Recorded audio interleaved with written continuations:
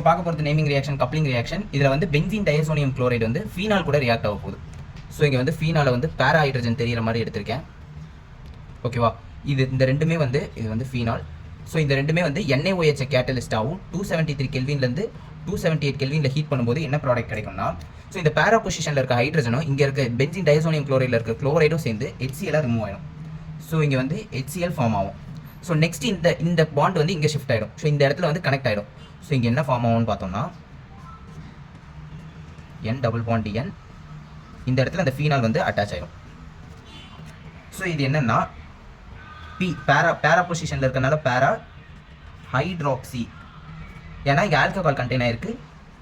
அசோன்றது என்னன்னா R alkyl bond N double bond N alkyl. இந்த மாதிரி ஃபார்மில் இருந்தாலே அசோன் மென்ஷன் பண்ணணும். ஸோ அசோ இங்கே இருக்கிறது பென்சீன். தேங்க்யூ.